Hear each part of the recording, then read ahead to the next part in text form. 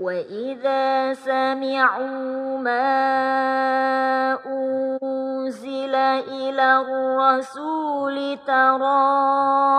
أعينهم تفيض من الدمع مما عرفوا من الحق يقولون ربنا آمنا فاكتبنا مع الشاهدين وما لنا لا نؤمن بالله وما جاءنا من الحق ونطمع أن يدخلنا ربنا مع القوم الصالحين فأثابهم الله بما قالوا جنات تجري من تحتها الأنهار خالدين فيها وذلك جزاء المحسنين والذين كفروا وكذبوا بآياتنا أولئك أصحاب الجحيم يا أيها الذين آمنوا لا تحرموا طيبات ما أحل الله لكم ولا تعتدوا إن الله لا يحب المعتدين وكلوا مما رزقكم الله حلالا طيبا واتقوا الله الذي أنتم به مؤمنون لا يؤاخذكم الله باللغو في أيمانكم ولكن يؤاخذكم بما عقدتم الأيمان فكفارته إطعام 10 مساكين من أوسط ما تطعمون أهليكم أو كسوتهم أو تحرير رقبة فمن لم يجد فصيام 3 أيام ذلك كفارة أيمانكم إذا حلفتم واحفظوا أيمانكم كذلك يبين الله لكم آياته لعلكم تشكرون يا أيها الذين آمنوا إنما الخمر والميسر والأنصاب والأزلام إنما الخمر والميسر والأنصاب والأزلام رجس من عمل الشيطان فاجتنبوه لعلكم تفلحون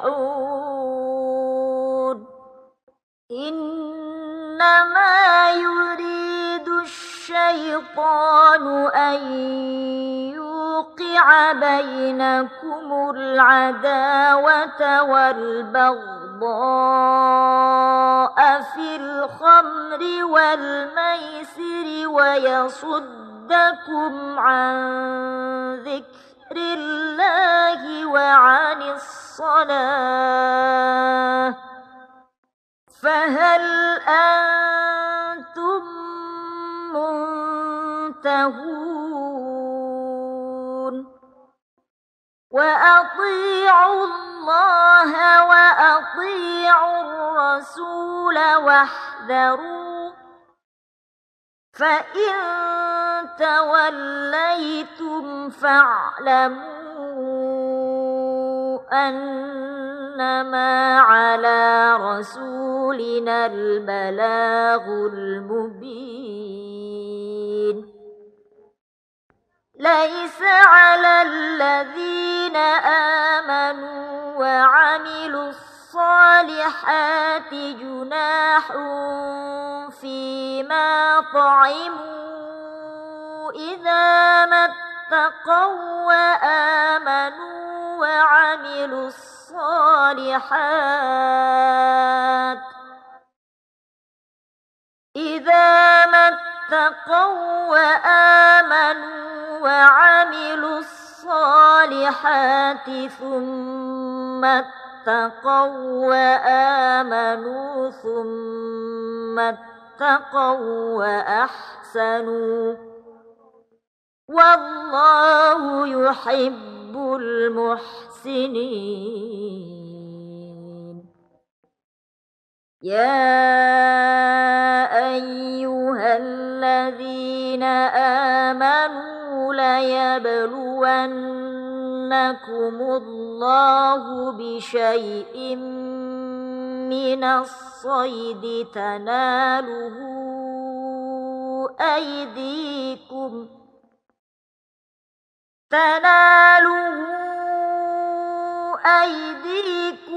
ورماحكم ليعلم الله من يخافه بالغيب فمن اعتدى بعد ذلك فله عذاب أليم يا أيها الذين آمنوا لا تقتلوا الصيد وأنتم حرم ومن قتله منكم متعمدا فجزاء مثل ما قتل من النعم يحكم به ذوى عدل منكم هديا بالغ الكعبة أو كفارة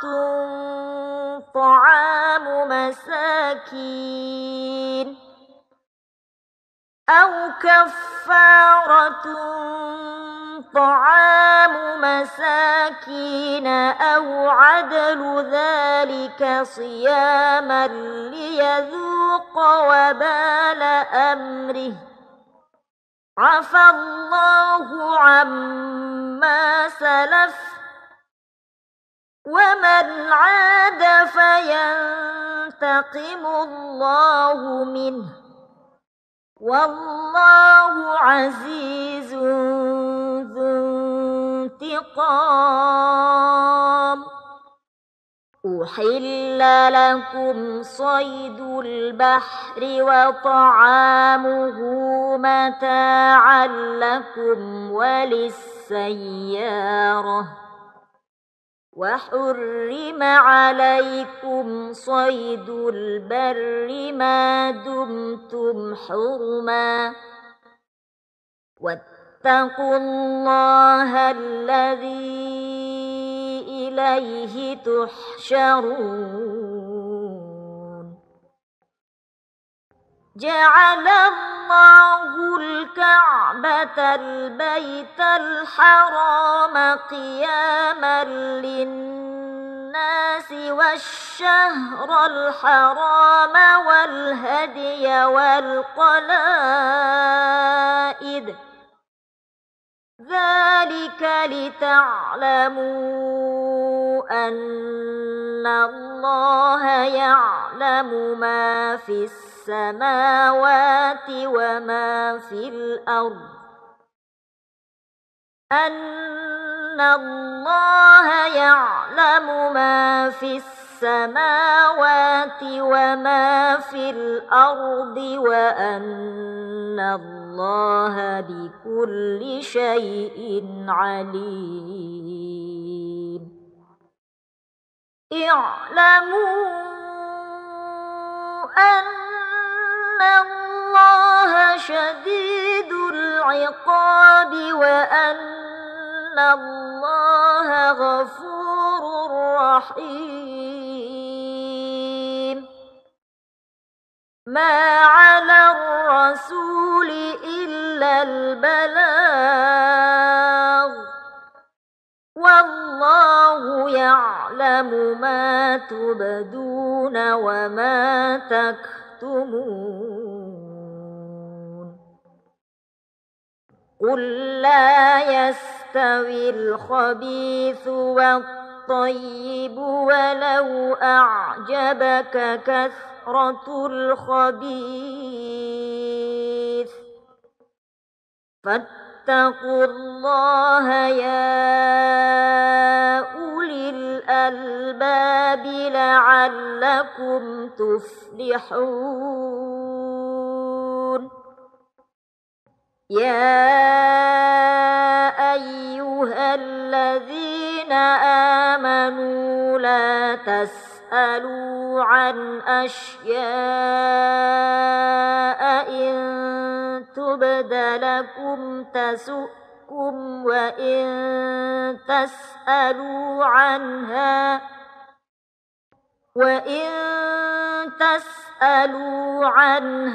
حين ينزل القرآن تبد لكم عفى الله عنها والله غفور حليم قد سألها قوم من قبلكم ثم أصبحوا بها كافرين ما جعل الله من بحيرة ولا سائبة ولا وصيلة ولا حام ولكن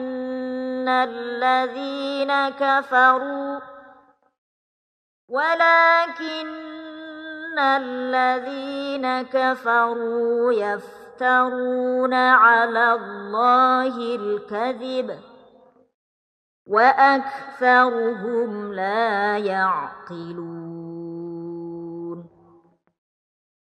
وإذا قيل لهم تعالوا إلى ما أنزل الله وإلى الرسول قالوا حسبنا ما وجدنا عليه آباءنا أولو كان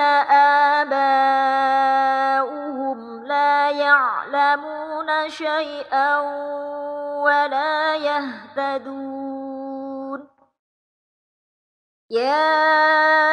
أيها الذين آمنوا عليكم أنفسكم لا يضركم من ضل إذا اهتديتم إلى الله مرجعكم جميعا فينبئكم بما كنتم تعملون يا أيها الذين آمنوا شهادة بينكم إذا حضر أحدكم الموت حين الوصية اثنان ذوى عدل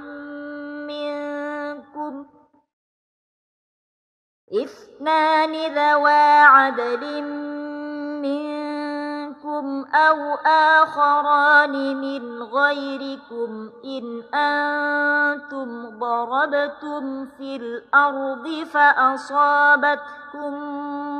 مصيبة الموت تحبسونهما من بعد الصلاة فيقسمان بالله إن ارتبتم لا نشتري به ثمنا ولو كان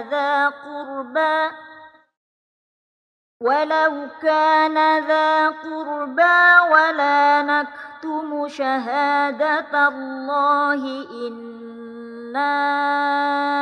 إذا لمن الآثمين فإن عثر على أنهما استحقا إثما فآخران يقومان مقامهما من الذين استحق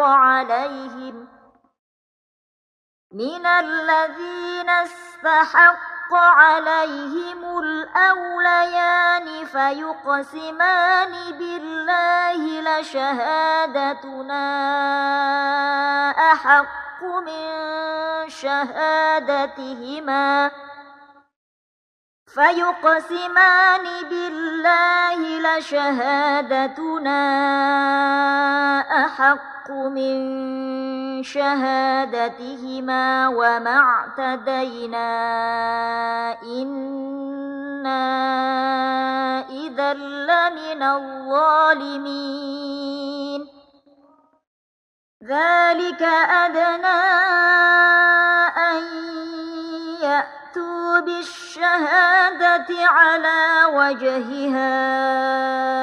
أو يخافوا أن ترد أيمان بعد أيمانهم واتقوا الله واسمعوا والله لا يهدي القوم الفاسقين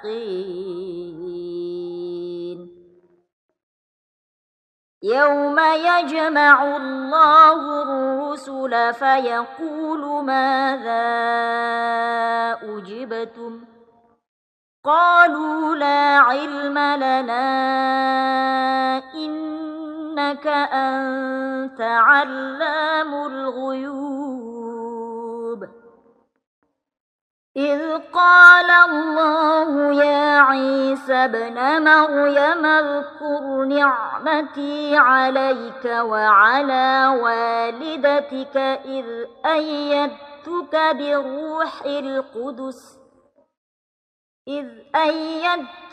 بروح القدس تكلم الناس في المهد وكهلا وإذ علمتك الكتاب والحكمة والتوراة والإنجيل وإذ تخلق من الطين كهيئة الطير بإذني فتنفخ فيها فتكون طيرا بإذني وتبرئ الأكمه والأبرص بإذني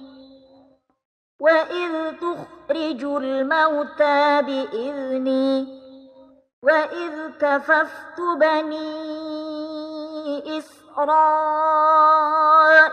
عنك إذ جئتهم بالبينات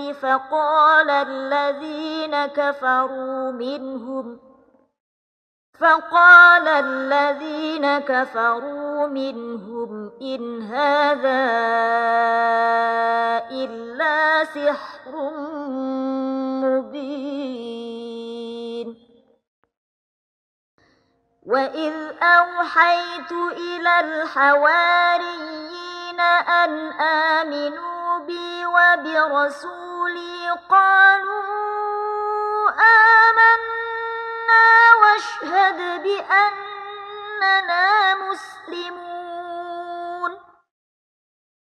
إذ قال الحواريون يا عيسى ابن مريم هل يستطيع ربك أن ينزل علينا مائدة من السماء؟ قال اتقوا الله إن كنتم مؤمنين. قالوا نريد أن نأكل منها وتطمئن قلوبنا ونعلم أن قد صدقتنا ونكون عليها من الشاهدين. قال عيسى ابن مريم اللهم ربنا أنزل علينا مائدة من السماء تكون لنا عيدا لأولنا وآخرنا وآية منك وارزقنا وأنت خير الرازقين.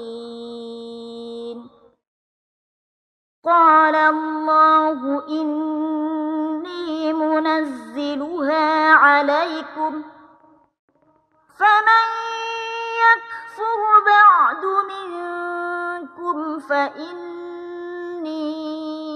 أعذبه عذابا لا أعذبه أحدا من العالمين. وإذ قال الله يا عيسى ابن مريم أأنت قلت للناس اتخذوني وأمي إلهين من دون الله؟ قال سبحانك ما يكون لي أن أقول ما ليس لي بحق. إن كنت قلته فقد علمته تعلم ما في نفسي ولا أعلم ما في نفسك إنك أنت علام الغيوب. ما قلت لهم إلا ما أمرتني به أن اعبدوا الله ربي وربكم وكنت عليهم شهيدا ما دمت فيهم. فلما توفيتني كنت أنت الرقيب عليهم وأنت على كل شيء شهيد. إن تعذبهم فإنهم عبادك وإن تغفر لهم فإنك أنت العزيز الحكيم. قال الله هذا يوم ينفع الصادقين صدقهم لهم جنات تجري من تحتها الأنهار خالدين فيها أبدا رضي الله عنهم ورضوا عنه ذلك الفوز العظيم لله ملك السماوات والأرض وما فيهن وهو على كل شيء قدير بسم الله الرحمن الرحيم الحمد لله الذي خلق السماوات والأرض وجعل الظلمات والنور ثم الذين كفروا بربهم يعدلون هو الذي خلقكم من طين ثم قضى أجلا وأجل مسمى عنده ثم أنتم تمترون وهو الله في السماوات وفي الأرض يعلم سركم وجهركم ويعلم ما تكسبون وما تأتيهم من آية من آيات ربهم إلا كانوا عنها معرضين فقد كذبوا بالحق لما جاءهم فسوف يأتيهم أنباء ما كانوا به يستهزئون ألم يروا كم أهلكنا من قبلهم من قرن مكناهم في الأرض ما لم نمكن لكم وأرسلنا السماء عليهم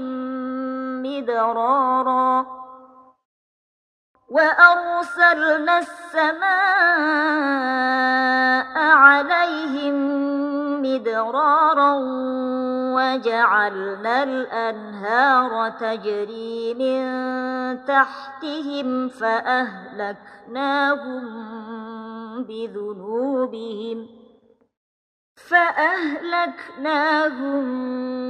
بذنوبهم وأنشأنا من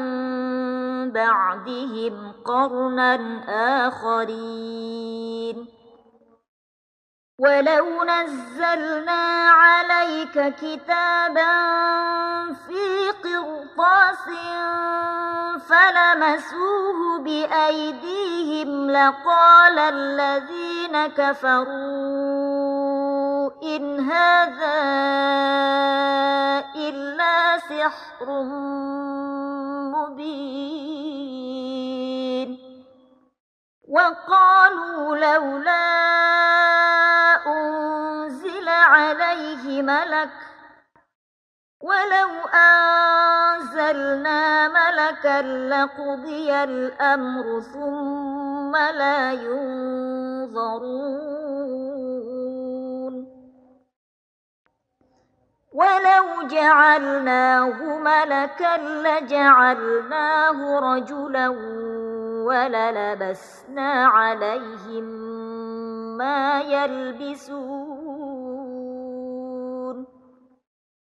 ولقد استهزئ برسل من قبلك فحاق بالذين سخروا منهم ما كانوا به يستهزئون قل سيروا في الأرض ثم كيف كان عاقبة المكذبين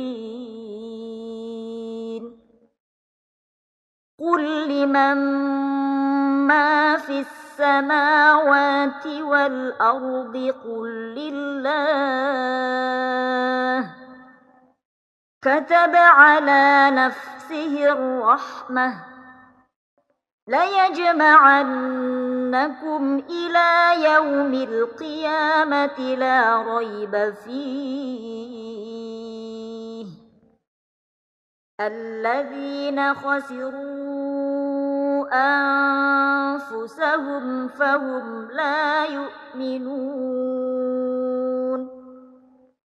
وله ما سكن في الليل والنهار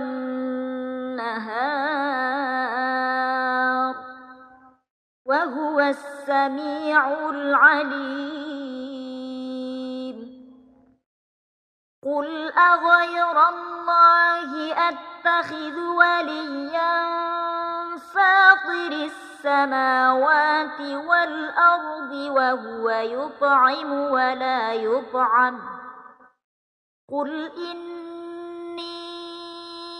أمرت أن أكون أول من أسلم ولا تكونن من المشركين قل إني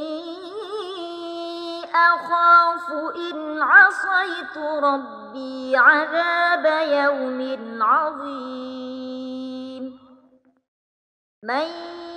يصرف عنه يومئذ فقد رحمه وذلك الفوز المبين وإن يمسسك الله بضر فلا كاشف له إلا هو وإن يمسسك بخير فهو على كل شيء قدير وهو القاهر فوق عباده وهو الحكيم الخبير قل أي شيء أكبر شهادة قل الله شهيد بيني وبينكم وأوحي إلي هذا القرآن لأنذركم به ومن بلغ أئنكم لتشهدون أن مع الله آلهة أخرى قل لا أشهد قل إنما هو إله واحد وإنني بريء مما تشركون الذين آتيناهم الكتاب يعرفونه كما يعرفون أبناءهم الذين خسروا أنفسهم فهم لا يؤمنون ومن أظلم ممن افترى على الله كذبا أو كذب بآياته إنه لا يفلح الظالمون ويوم نحشرهم جميعا ثم نقول للذين أشركوا أين شركاؤكم الذين كنتم تزعمون ثم لم تكن فتنتهم إلا أن قالوا والله ربنا ما كنا كنا مشركين انظر كيف كذبوا على أنفسهم وضل عنهم ما كانوا يفترون ومنهم من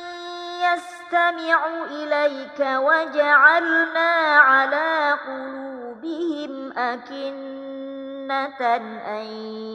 يفقهوه وفي آذانهم وقرا وإن يروا كل آية لا يؤمنوا بها حتى إذا جاءوك يجادلونك يقول الذين كفروا إن هذا إلا أساطير الأولين وهم ينهون عنه وينأون عنه وإن يهلكون إلا أنفسهم وما يشعرون ولو ترى إذ وقفوا على النار فقالوا يا ليتنا نرد ولا نكذب بآيات ربنا ونكون من المؤمنين بل بدا لهم ما كانوا يخفون من قبل ولو ردوا لعادوا لما نهوا عنه وإنهم لكاذبون وقالوا إن هي إلا حياتنا الدنيا وما نحن بمبعوثين ولو ترى إذ وقفوا على ربهم قال أليس هذا بالحق قالوا بلى وربنا قال فذوقوا العذاب بما كنتم تكفرون قد خسر الذين كذبوا بلقاء الله حتى إذا جاءتهم الساعة بغتة قالوا يا حسرتنا على ما فرطنا فيها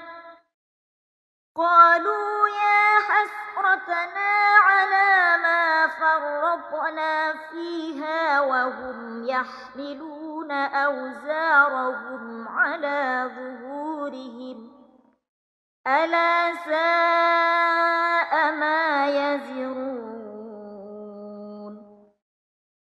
وما الحياة الدنيا إلا لعب ولهو وللدار الآخرة خير للذين يتقون أفلا تعقلون قد نعلم إنه ليحزنك الذي يقولون فإنهم لا يكذبونك ولكن الظالمين بآيات الله يجحدون ولقد كذبت رسل من قبلك فصبروا على ما كذبوا وأوذوا حتى أتاهم نصرنا ولا مبدل لكلمات الله ولقد جاءك من نبأ المرسلين وإن كان كبر عليك إعراضهم فإن استطعت أن تبتغي نفقا في الأرض أو سلما في السماء فتأتيهم بآية ولو شاء الله لجمعهم على الهدى فلا تكونن من الجاهلين إنما يستجيب الذين يسمعون والموتى يبعثهم الله ثم إليه يرجعون وقالوا لولا نزل عليه آية من ربه قل إن الله قادر على أن ينزل آية ولكن أكثرهم لا يعلمون وما من دابة في الأرض ولا طائر يطير بجناحيه إلا أمثالكم ما فرطنا في الكتاب من شيء ثم إلى ربهم يحشرون والذين كذبوا بآياتنا صم وبكم في الظلمات من يشاء الله يضلله ومن يشاء يجعله على صراط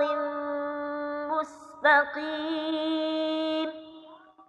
قل أرأيتكم إن أتاكم عذاب الله أو أتتكم الساعة أغير الله تدعون إن كنتم صادقين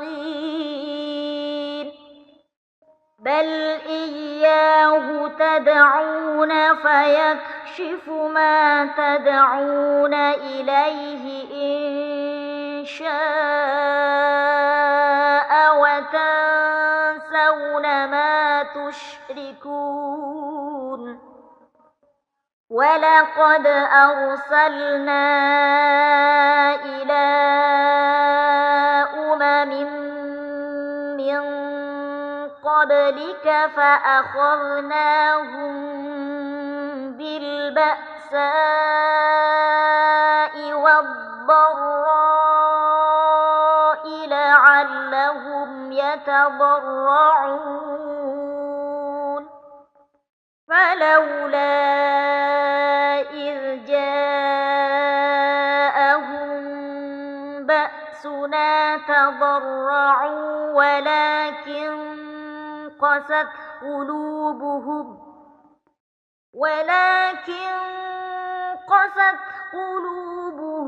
وزين لهم الشيطان ما كانوا يعملون فلما نسوا ما ذكروا به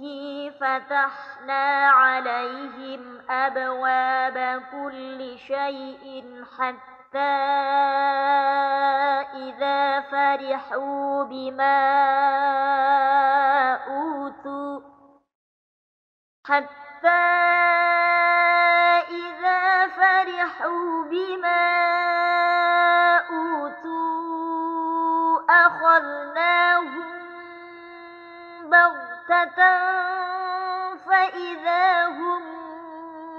مبلسون فقطع دابر القوم الذين ظلموا والحمد لله رب العالمين. قل أرأيتم إن أخذ الله سمعكم وأبصاركم وختم على قلوبكم من إله غير الله يأتيكم به انظر كيف نصرف الآيات ثم هم يصدفون قل أرأيتكم إن أتاكم عذاب الله بغتة أو جهرة هل يهلك إلا القوم الظالمون وما نرسل المرسلين إلا مبشرين ومنذرين فمن آمن وأصلح فلا خوف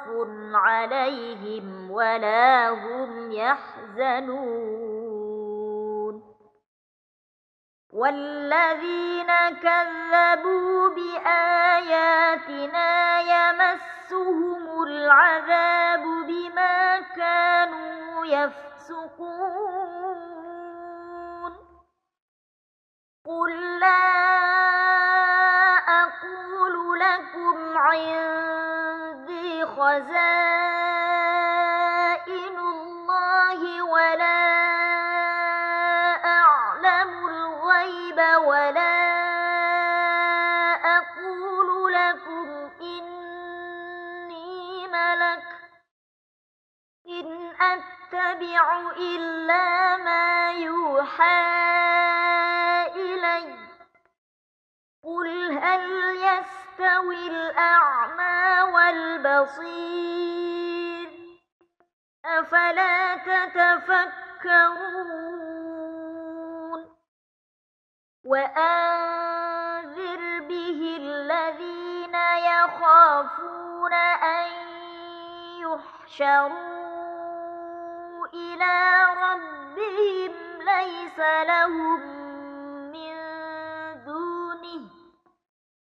ليس لهم من دونه ولي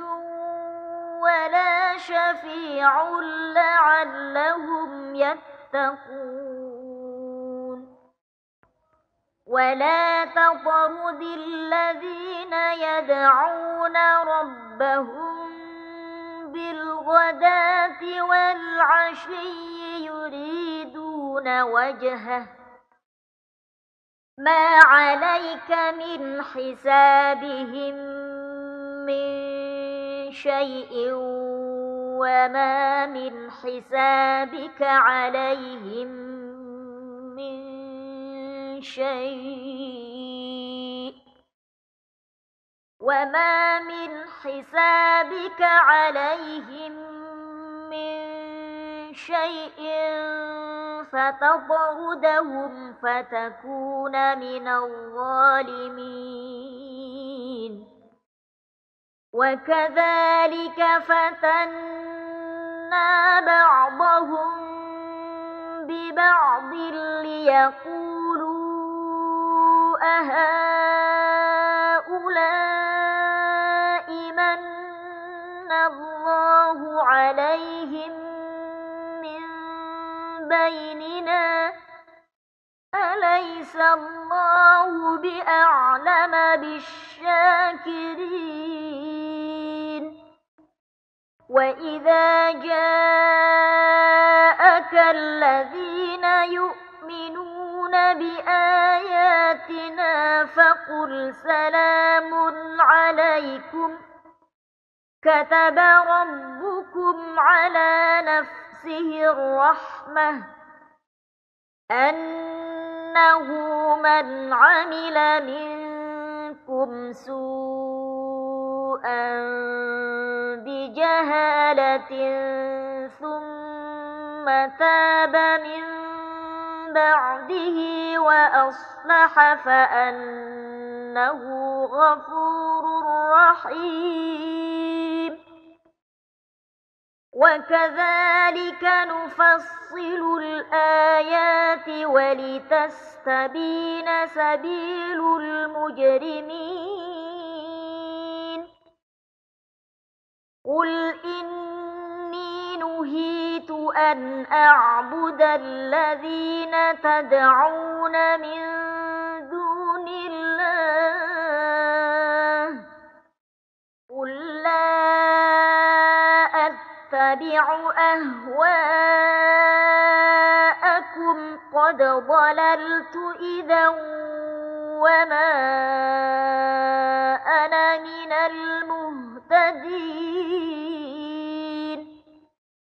قل إني على بينة من ربي وكذبتم به ما عندي ما تستعجلون به إن الحكم إلا لله يقص الحق وهو خير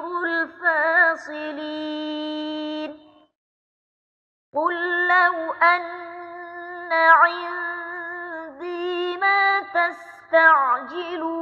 به لقضي الأمر بيني وبينكم والله أعلم بالظالمين. وعنده مفاتح الغيب لا يعلمها إلا هو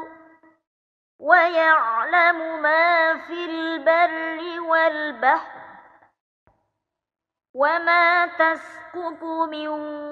ورقة إلا يعلمها ولا حبة في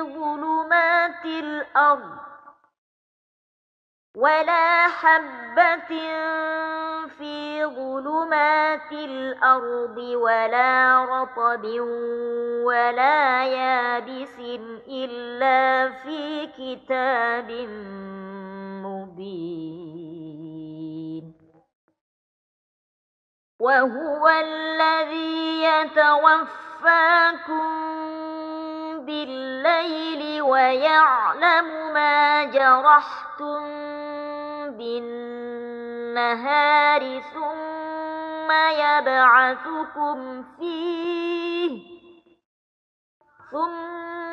يبعثكم فيه ليقضى أجل مسمى ثم إليه مرجعكم ثم ينبئكم بما كنتم تعملون. وهو القاهر فوق عباده ويرسل عليكم حفظة حتى إذا جاء أحدكم الموت توفته رسلنا وهم لا يفرطون. ثم ردوا إلى الله مولاهم الحق ألا له الحكم وهو أسرع الحاسبين. قل من ينجيكم من ظلمات البر والبحر تدعونه تضرعا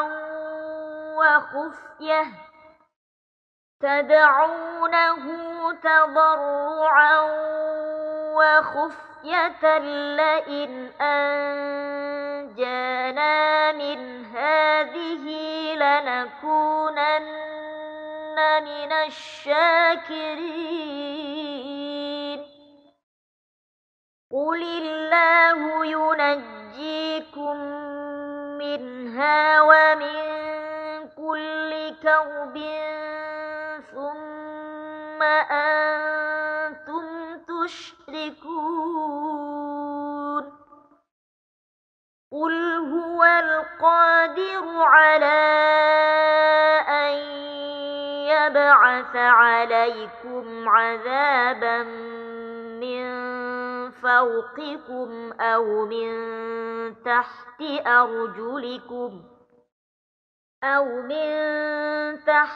أرجلكم أو يلبسكم شيعا ويذيق بعضكم بأس بعض انظر كيف نصرف الآيات لعلهم يفقهون وكذب به قومك وهو الحق قل لست عليكم بوكيل لكل نبأ مستقر وسوف تعلمون وإذا رأيت الذين يخوضون في آياتنا فأعرض عنهم حتى يخوضوا في حديث غيره وإما ينسينك الشيطان فلا تقعد بعد الذكرى مع القوم الظالمين وما على الذين يتقون من حسابهم من شيء ولكن ذكرى لعلهم يتقون وذر الذين اتخذوا دينهم لعبا ولهوا وغرتهم الحياة الدنيا وذكر به أن تبسل نفس بما كسبت ليس لها من دون الله ولي ولا شفيع وإن تعدل كل عدل لا يؤخذ منها أولئك الذين أبسلوا بما كسبوا لهم شراب من حميم وعذاب أليم بما كانوا يكفرون قل أندعو من دون الله ما لا ينفعنا ولا يضرنا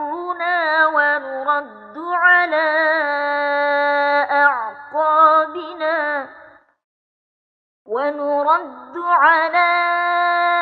أعقابنا بعد إذ هدانا الله كالذي استهوته الشياطين في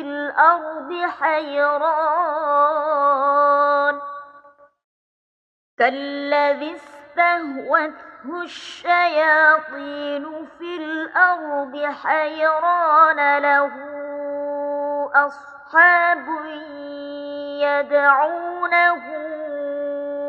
إلى الهدى ائتنا قل إن هدى الله هو الهدى وأمرنا لنسلم لرب العالمين وأن أقيموا الصلاة واتقوه وهو الذي إليه تحشرون وهو الذي خلق السماوات والأرض بالحق ويوم يقول كن فيكون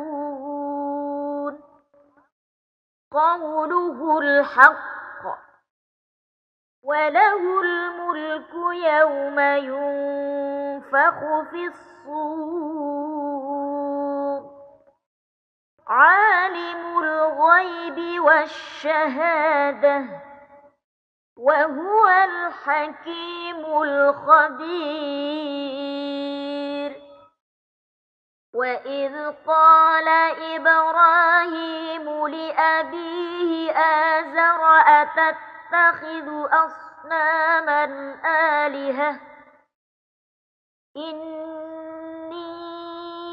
أراك وقومك في ضلال مبين وكذلك نري إبراهيم ملكوت السماوات والأرض وليكون من الموقنين فلما جن عليه الليل رأى كوكبا قال هذا ربي فلما أفل قال لا أحب الآفلين فلما رأى القمر بازغا قال هذا ربي فلما أفل قال لئن لم يهدني ربي لأكونن من القوم الضالين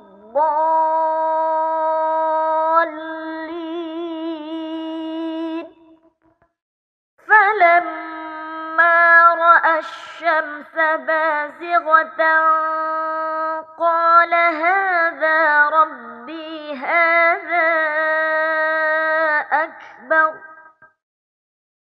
فلما أفلت قال يا قوم إني بريء مما تشركون إني وجهت وجهي للذي فطر السماوات والأرض حنيفا وما أنا من المشركين وحاجه قومه قال أتحاجوني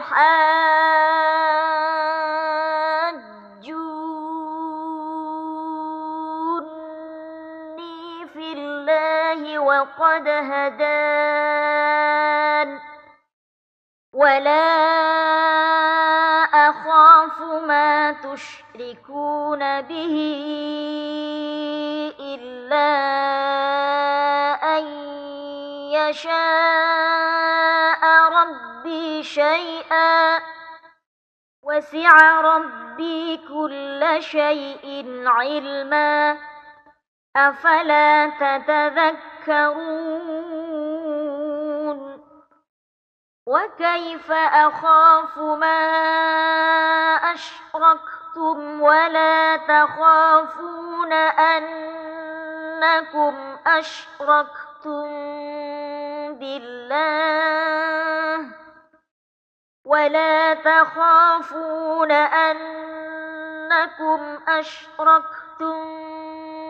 بالله ما لم ينزل به عليكم سلطانا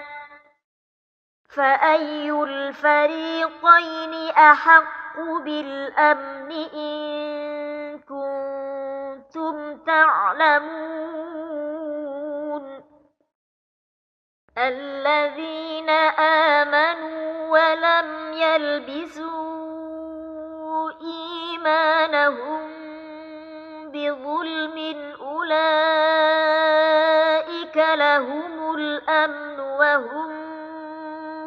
مهتدون وتلك حجتنا آتيناها إبراهيم على قومه نرفع درجات من نشاء إن ربك حكيم عليم ووهبنا له إسحاق ويعقوب كلا هدينا ونوحا هدينا من قبل ومن ذريته داود وسليمان وأيوب ويوسف وموسى وهارون وكذلك نجزي المحسنين وزكريا ويحيى وعيسى وإلياس كل من الصالحين وإسماعيل واليسع ويونس ولوطا وكلا فضلنا على العالمين ومن آبائهم وذرياتهم وإخوانهم واجتبيناهم وهديناهم إلى صراط مستقيم ذلك هدى الله يهدي به من يشاء من عباده ولو أشركوا لحبط عنهم ما كانوا يعملون أولئك الذين آتيناهم الكتاب والحكم والنبوة فإن يكفر بها هؤلاء فقد وكلنا بها قوما ليسوا بها بكافرين أولئك الذين هدى الله فبهداه مقتده قل لا أسألكم عليه أجرا إن هو إلا ذكرى للعالمين وما قدروا الله حق قدره إذ قالوا ما أنزل الله على بشر من شيء قل من أنزل الكتاب الذي جاء به موسى نورا وهدى للناس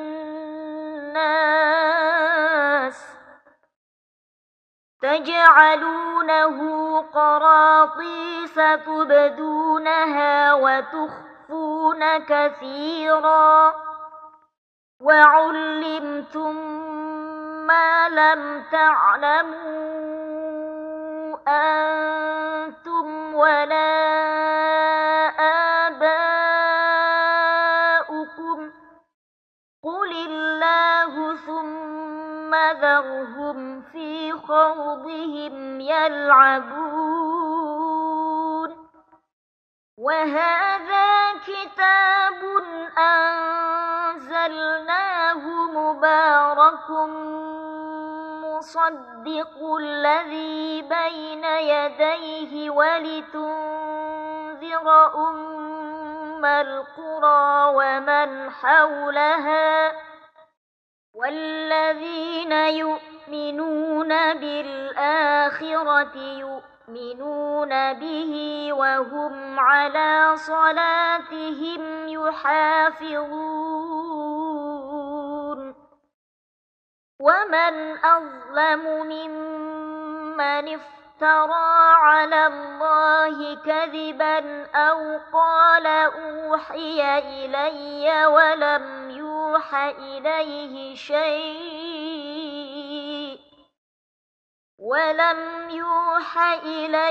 شيء ومن قال سأنزل مثل ما أنزل الله ولو ترى إذ الظالمون في غمرات الموت والملائكة باسطوا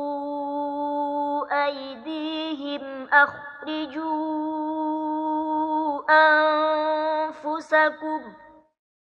اليوم تجزون عذاب الهون بما كنتم تقولون على الله غير الحق وكنتم عن آياته تستكبرون ولقد جئتمونا فرادا كما خلقناكم أول مرة وتركتم ما خولناكم وراء ظهوركم وما نرى معكم شفعاءكم الذين زعمتم أنهم فيكم شركاء لقد تقطع بينكم وضل عنكم ما كنتم تزعمون إن الله فالق الحب والنوى يخرج الحي من الميت ومخرج الميت من الحي ذلكم الله فأنى تؤفكون فالق الإصباح وجعل الليل سكنا والشمس والقمر حسبانا ذلك تقدير العزيز العليم وهو الذي جعل لكم النجوم لتهتدوا بها في ظلمات البر والبحر قد فصلنا الآيات لقوم يعلمون وهو الذي أنشأكم من نفس واحدة فمستقر ومستودع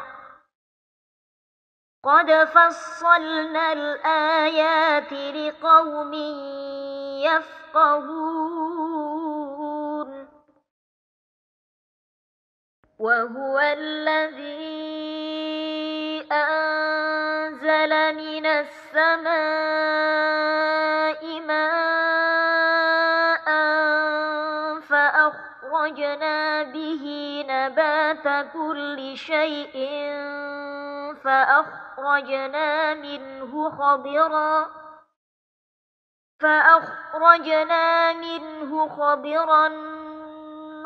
نخرج منه حبا متراكبا ومن النخل من طلعها قنوان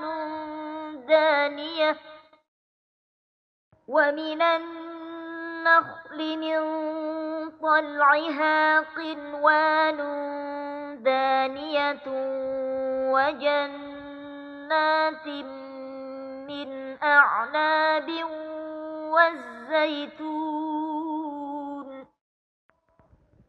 وجنات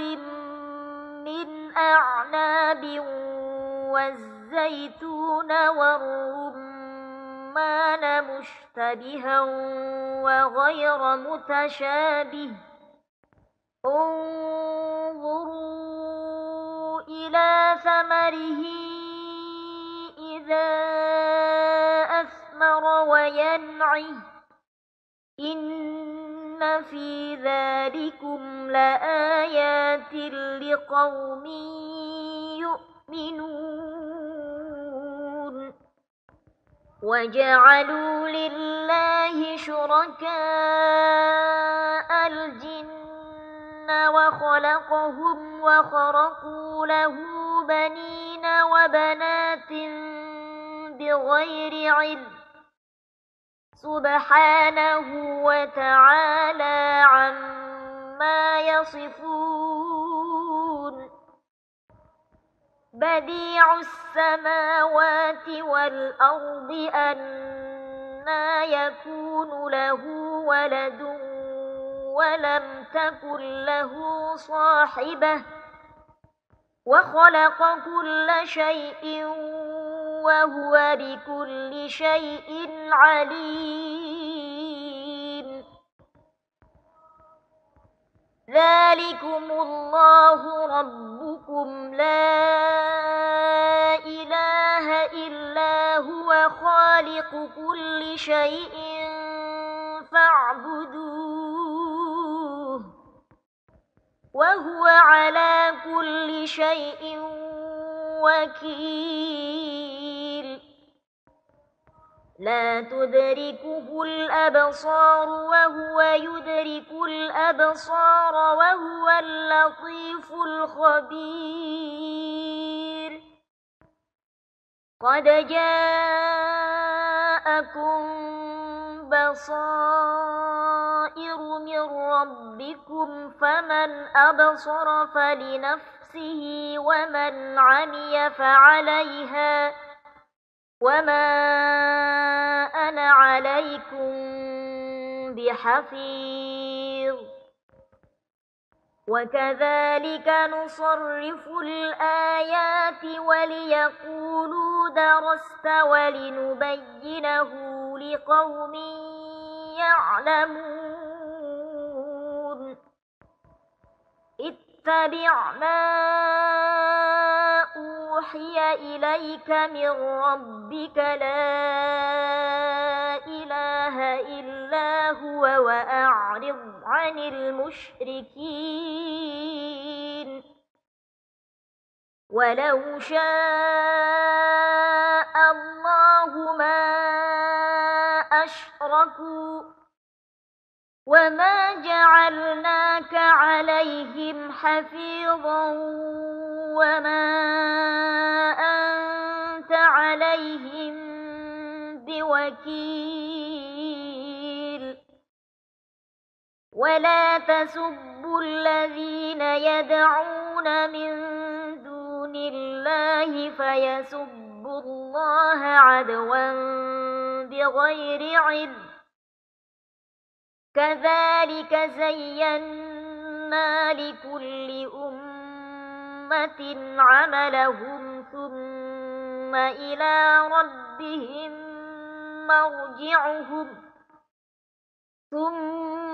إلى ربهم مرجعهم فينبئهم بما كانوا يعملون وأقسموا بالله جهد أيمانهم لئن جاءتهم آية ليؤمنن بها قل إنما الآيات عند الله وما يشعركم أنها إذا جاءت لا يؤمنون ونقلب أفئدتهم وأبصارهم كما لم يؤمنوا به أول مرة ونذرهم في طغيانهم يعمهون